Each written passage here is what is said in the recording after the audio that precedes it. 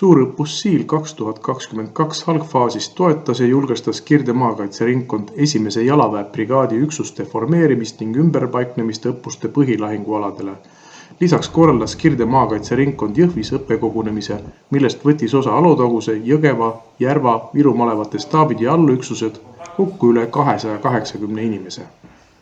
Õppekogunemise käigus toimus ringkoolitus koos 4 erineva õppekohaga, mille raames jagati kaitseliitlastele teavet pioneeri- ja tagalategevustest, juhtimis- ja kontrollmeetmetest.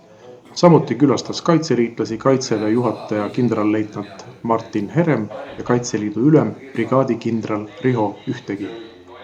Väliõppuste paremaks õnnestumiseks treeniti juhtimisprotseduure, mida kaitseliitlased harjutasid seekord koos noortega läbi õppesimulatsiooni, mille pakkus kasutamiseks Kaitseväe Akadeemia matkekeskus.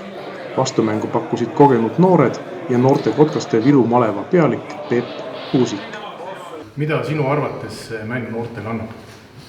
Noortele annab ta eelkõige taktikalist kogemust, mida võib-olla maastikul ei olegi nii lihtne saavutada. Ja siin koostöös kaitseliitlastega on see kindlasti neile nagu edaspidiseks hästi suureks kasuks. Kuidas sa noortega rahul oled? Mina olen noortega väga rahul.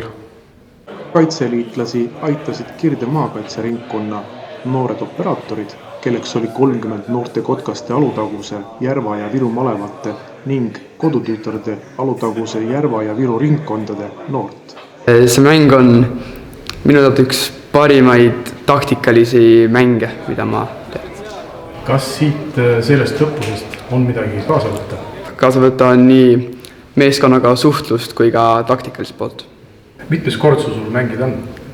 Teist korda mängin, aga sellisel õppuse formaadis esimest korda. Kas esimene kord, kui mängisid, oli sama intensiivne kui täna? Ei olnud. Siis oli lihtsalt selline läbimängimine, erinevate nuppude mõistmine. Kuidas tänane mäng läks? Tänane mäng läks väga hästi, et kõik sujus hästi ja probleemi ei tekkinud. Mida sa uut õppisid täna? Kindlasti suhtlemist nende tiimikaaslastega ja ka taktikaline pool. Õppekogunemisest osavõtnutele tegid süüa Naiskodu kaitse Alutaguse ringkonna vabatahtlikud, kelle tehtud toit maitses hästi.